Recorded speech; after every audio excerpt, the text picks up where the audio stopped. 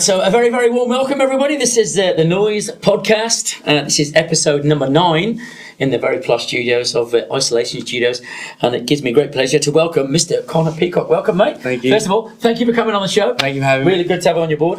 Now, we've got a really good story, yet again, carts to cars. Yep. But there's a little twist at the end, so I'm going to just tease everybody that we're going to go a different route again. Yep. But it is really interesting, so it's great to have somebody with some proper, let's say, career aspirations, which are not just motorsport, so real good. I'm going to start with karting though. So you started at 6 years of age. Yep, 6 years old. What made you get into a kart? Basically just Dad's motorsport career. So he came up through, he was a motor mechanic from my granddad. And then, he went up through working for Victor Bray in the drag racing team, worked for Sarkis Brothers, got into V8 supercars, worked with the V8 supercar teams, and just seeing photos of him, doing his work, doing his job, and and then, just playing around. Like I was, addicted to Lightning McQueen and, Hot Wheels cars, and I was always in, I was always doing something with cars, and just thought, Cool. I want to do this, when I'm older. No, obviously you did realise that when it was the drag team he was working for, that's just straight line. That's just straight line. There's no left or turn. No. That's cool. Now, having started your karting career at 6, you couldn't jump in, you can't go on tracks just yet. It's age 7 when you can start racing in KA circuits, correct? Yes. And even Toowoomba was maybe 6.5, 7. Yeah. But so where was your first race? My first race was Ipswich. I remember it was back in, I think I was in a coma. Yeah. I was in the old Birrell, and I ran around. I think I came 4th that round, so it was pretty cool. It was very, very scary. I can't lie.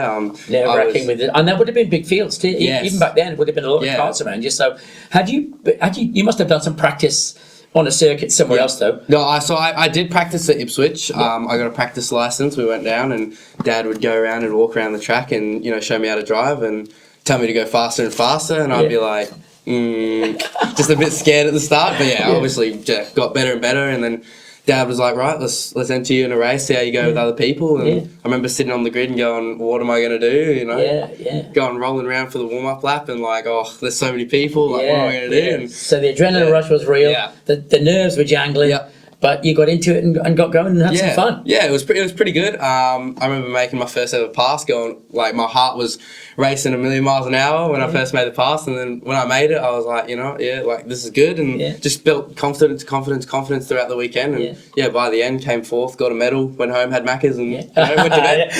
I've always wondered, I'm waiting for the first one to admit that, when I've seen you, well, that's surely a Maccas from Dad for this one, so you were true, Maccas win. Maccas win, love it. Oh, there's nothing better.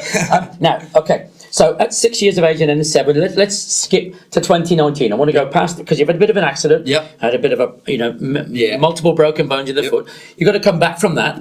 And so not just coming back into karting and getting back into the groove, but coming back from a big accident, quite nervy, but you've gone into the 2019 season, Cadet 12s, Warwick Kart Club first of all, club champion. I mean, that's some way to come back.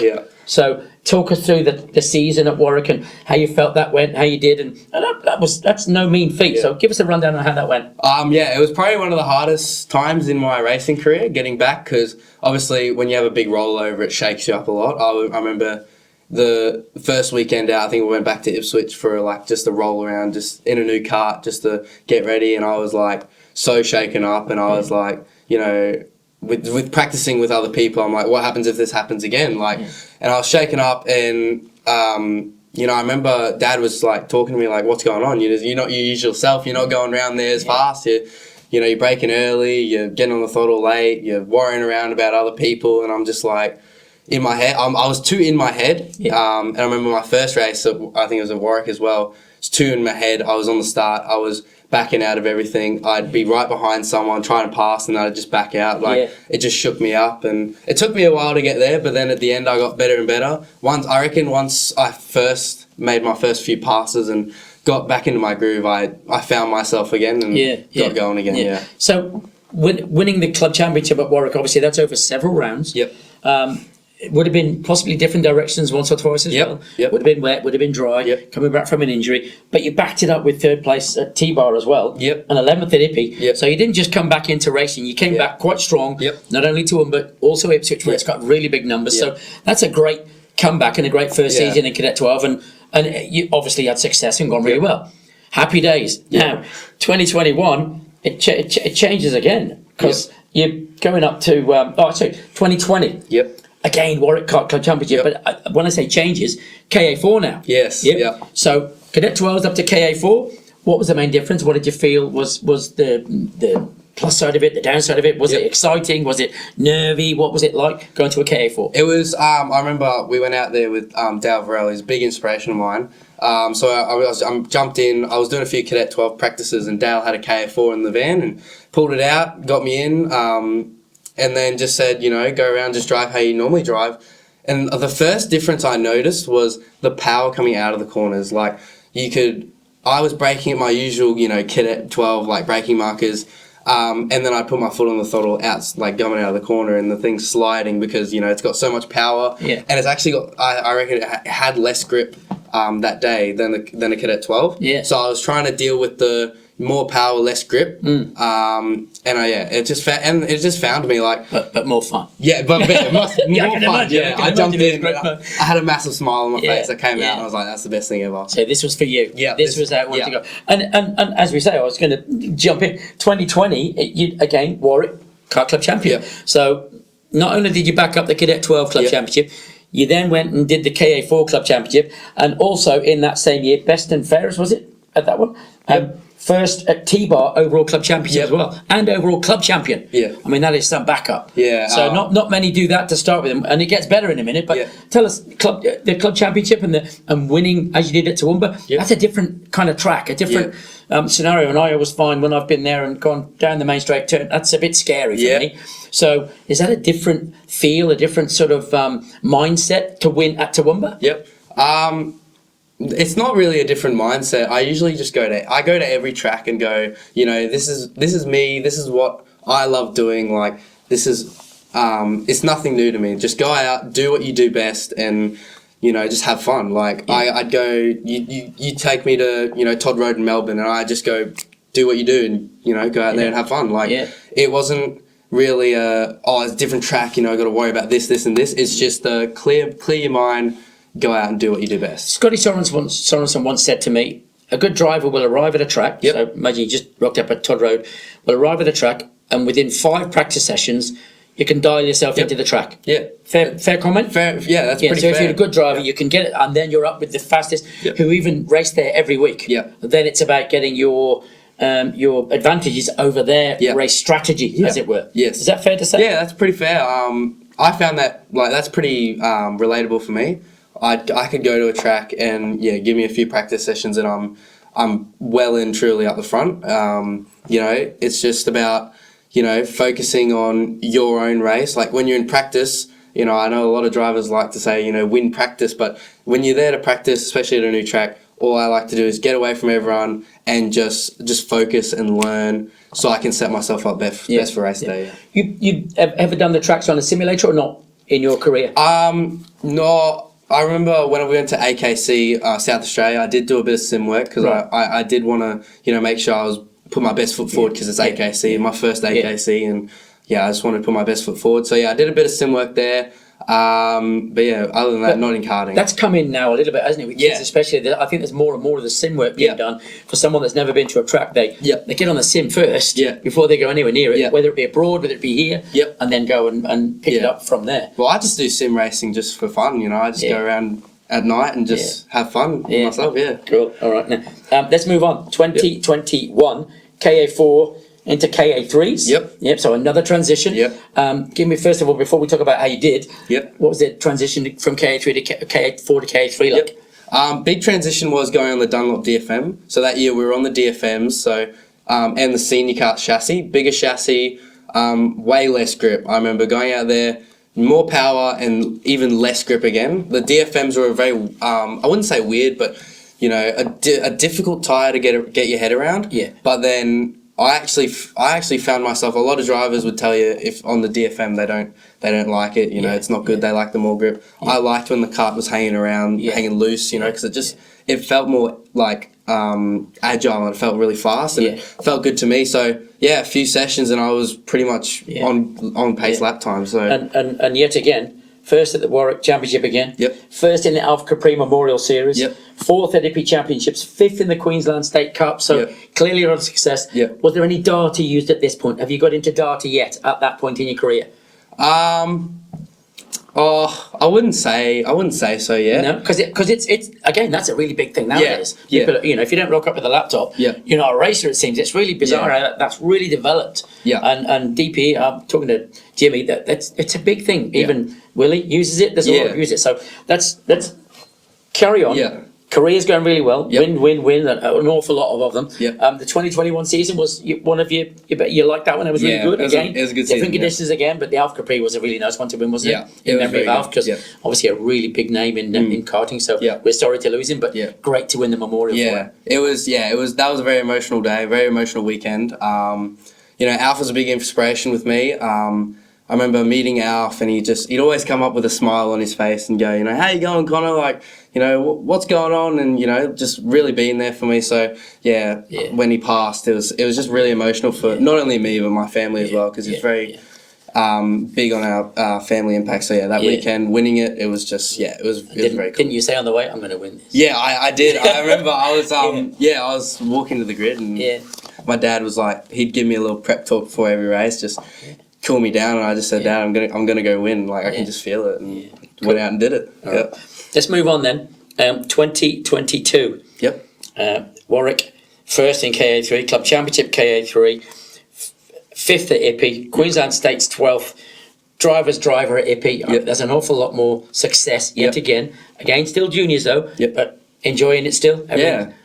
At what point was this thinking, where am I going to go? Because you're getting bigger and bigger. Yeah. There's a decision here going to be made. Where am I going to go to seniors? Yeah. Was it midway through that season? Was it like at the start of it, I'm already a little bit, I think I'm getting too big. Yeah. Where did you decide to go seniors? I think it would be at the end. It was actually at the start of the year. I think I was thinking towards seniors, just because of weight. Weight's a very big thing in karting. Like if you're overweight by 2-3 kilos, like you're Couple of tenths in it, you yeah. are done, So it was especially in the competitive kids that you're up against. very, yeah. Yeah. So yeah, the thought was at the start of the season, but I thought might as well just stay in juniors for this season, and then get myself prepped for seniors next year and have a good crack at it.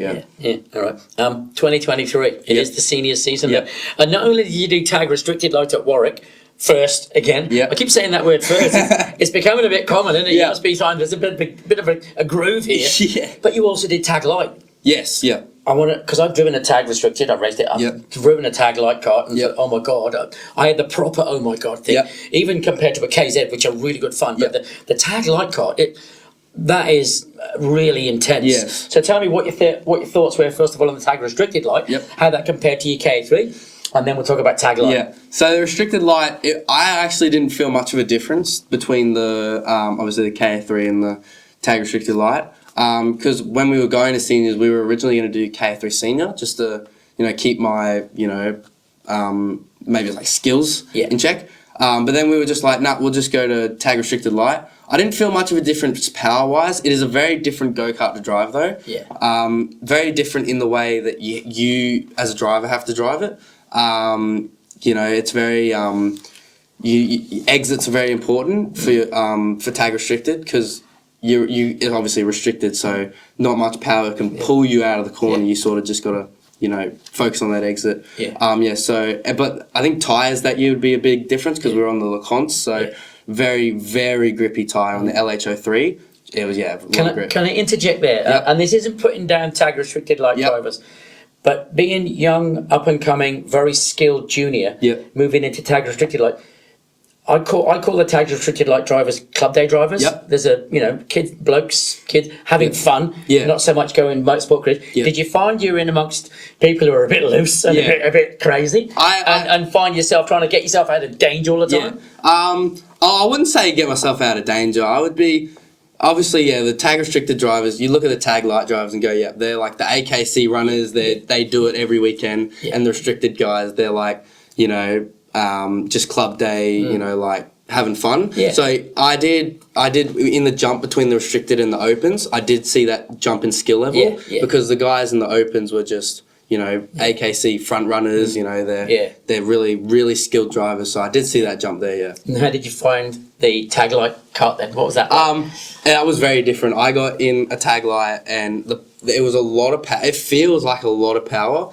It's only a few Ks quicker than your KA3, but I felt the power very, very early. And then we're on obviously the SVB, which is not as grippy as a tire. So more power, less grip, but obviously that's where I am. That's my skill. I really like a lot of power kart with not a lot of grip, because it just makes me feel like I'm going fast. And in that season, 9th against all the top drivers at IPI, 22nd in AKC against again 50, 60 top drivers in the country. So you've clearly liked that. Really good fun. But I think it's time to consider cars at this point, wasn't it?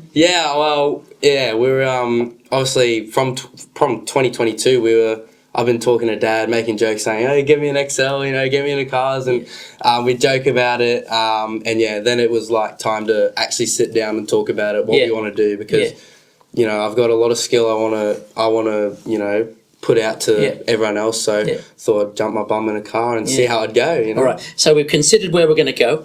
I think first of all, Alice and Pat Buckley were inspirational and assisting you along the first stages of your Excel career. So how did they help, and was it sort of go out to a track and have some practice days somewhere and have a little feel for it? Because it's not easy going from a car to a car. You've suddenly got gears. Did you heel toe straight away or not? You don't need to. Not straight away. But you do now? I do now. Yes, I do. Yeah. Crikey, that's good. How old are you? 15. Heel toe and 15. Wow. Look out, everyone. So how was the transition? And tell us how it felt. First of all, your first time in a car. Where was it? What did you do? What were you doing? So we're at QR. So I sat in the car. I remember there was a few little gremlins around in the car, just pedal position. So I have new pedals now that are a bigger pedal plate, so I can get that heel and toe easier. But I had littler pedals, but we didn't worry about it because I wasn't going to heel and toe straight away. First thing I noticed was vision. Not a lot of vision in the car. And you got your two mirrors you got to use. You got your rear view mirror. So that was the biggest difference, because I can't look in a go-kart. No seatbelt, no harness. You can look around. Where in a car you're strapped in, so you sort of can only use your eyes and you can't really move your head. Do you have a helmet full face or do you have an open? Full face. Full so face. You have a full face without the visor. No, with visor. Oh, do you? Right. Okay. Right, cool. All right. So it's like an outdoor helmet. Inside a car. Some of them go a different way though. Is that restrictive to your vision, or you still feel quite comfortable in what you can see from your full face? I like the visor more, because it gives me that option. Because I remember racing at QR, in the afternoon the sun comes down, it gets right in your eye line. So having that tinted visor, bring it down, and it's very comfy. I never thought about that, because I see these guys with it. Well, they're going to get the glare, aren't they? It's not going to be on the windscreen. I never thought about that. So, clever idea. Really cool. Before we move on to what you've done in the XL, because I want to talk about your racing that you've done and how you're going so far. But you had a crack at the Norwell 86s as well. Yes, Tell me, because Paul Morris has got a carts to cars regime. And I know several drivers already, like Taylor, there's lots of them that have been there, and they do get trained several sort of areas of motorsport. So you'd have had that. What was it like? What was he like? And what did it give you? What did you get from the time at Norwell? Norwell was a great experience for me. From not only getting in a car and driving and having an instructor next to you, like my instructor was Max Gagan, successful 86 driver. So he, sat me down. We had a track map. He basically just showed me around the track, braking markers, and just key points around the track. We'd go outside, helmets on, and then just go around the car. And he'd basically give me information about the car. So, what it does, how much grip it's got, traction control, ABS, how important it is to heel and toe with the compression lock in the 86 because of the rear wheel drive. And then we'd go out there. Just over my head there. Carry on. So getting in the car, doing the first few laps, and having someone next to you, like talking to you and giving you advice was very interesting, because usually I don't like people talking to me and giving me advice when I'm racing. But having him there like I remember he'd tell me break deeper here, I'd break deeper, and I'd be like, wow, that was so much easier, and it was very helpful. So I found that interesting with my personality, because usually I don't like people telling me what to do in a race car. But so was there some of this where you got like going into corners where and they have to get you to unload, to get faster around a little bit like a kart jacking, but in a car it's a much different sort of scenario. But there are definitely ways which it's not just about overtaking someone, it's about being able to get approach right, corner speed right, exit right, and therefore be a fast lap. We're not introducing other drivers yet. We're just getting you to drive a car much faster. That was it was very helpful. Doing the sessions and then going back, and he'd break down the data on the screen. He'd give me my hot lap, so they had cameras in the car showing you your hot lap. Telling me what I do good here, and then what I can improve on here. It was very helpful. By the end of the day, I was pretty quick. I can't lie. I was pretty quick. Cool. Now, so he showed you data.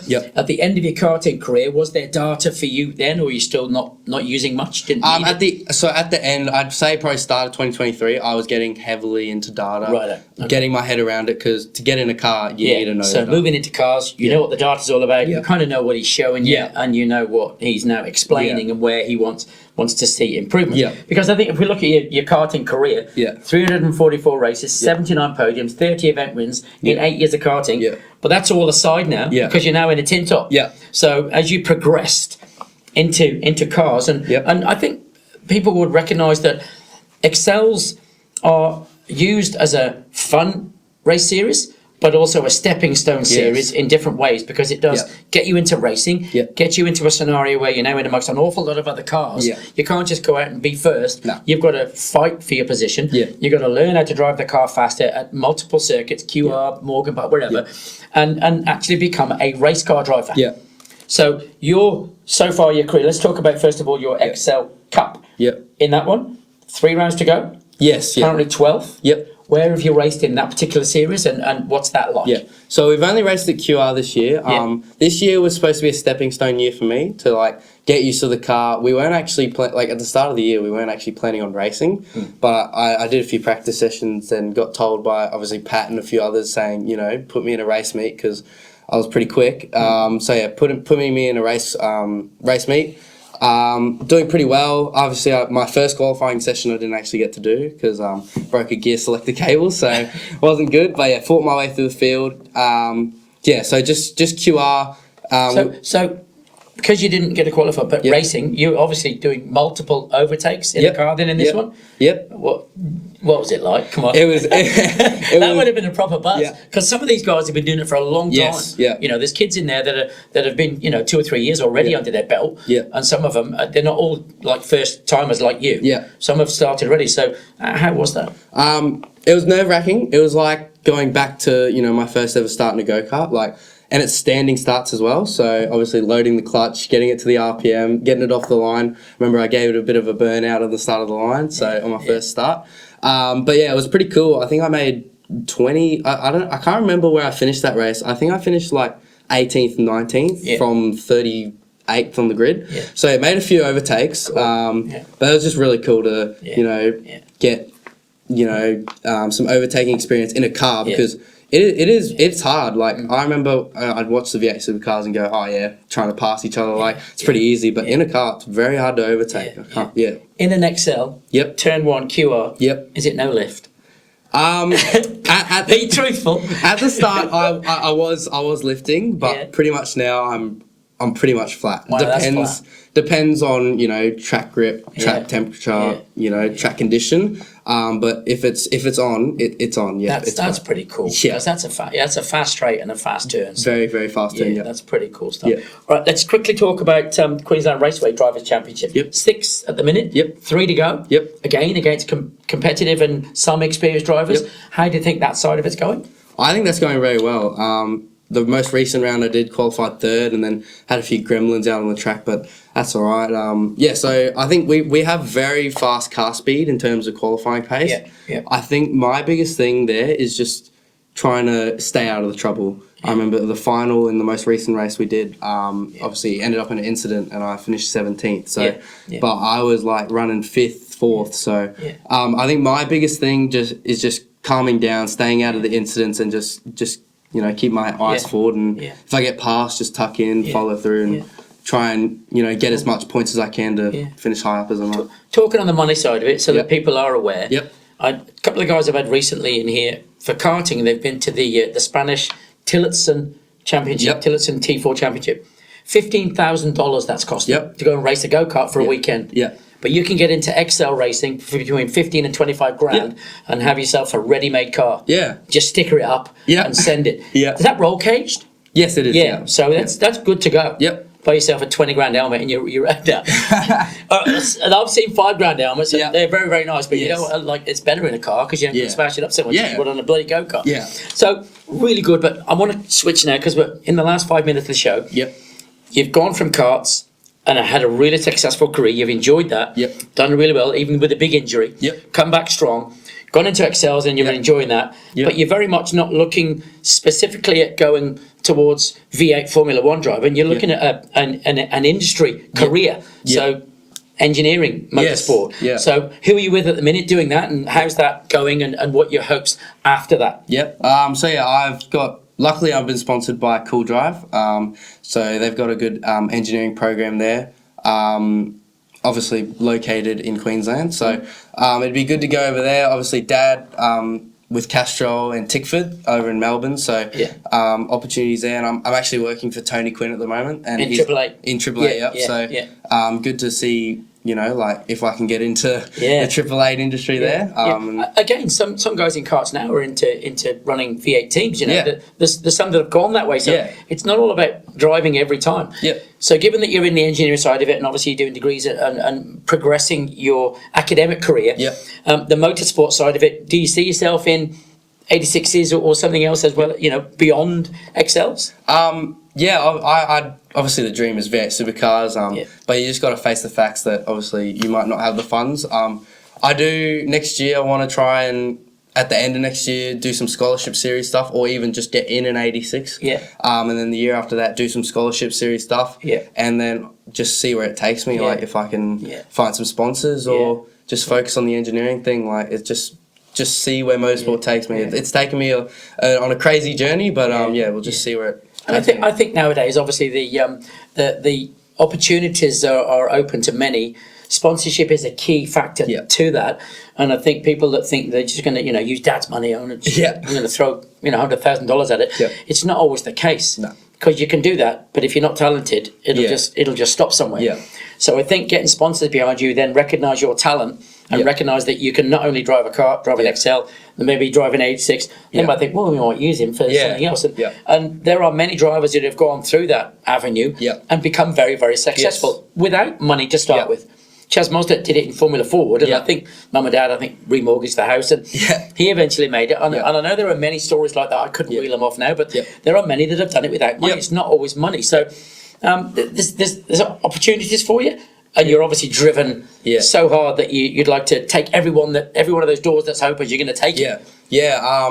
Any sponsor that wants to, come across me, like I will take it. Like it's not always about sponsors. All right, give me money, and then I can progress forward. It's about getting a good sponsor that can recognize you, and getting contacts. Like even when you get sponsored by a company and they have a contact where they can contact someone in the motorsport industry. Just getting contacts is very big. Obviously, Dad's V8 supercar job, it's got him a lot of contacts, which I'm fortunate to have. So just getting all the contacts you can, getting all the advice. Advice is a big thing as well.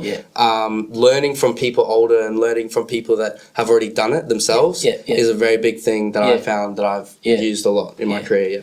So when you get into a car right now, do you still zone out and just forget everybody that's around you, just fang it and have some fun? Yeah, pretty much. When you're on the dummy grid and you get that 2-minute warning and the bell sounds, I sort of put my visor down and just let everything go. And when you're driving down the pit lane, you're just thinking about turn one, what you're going to do, you stay out of trouble, and just run your own race and don't worry about anything else.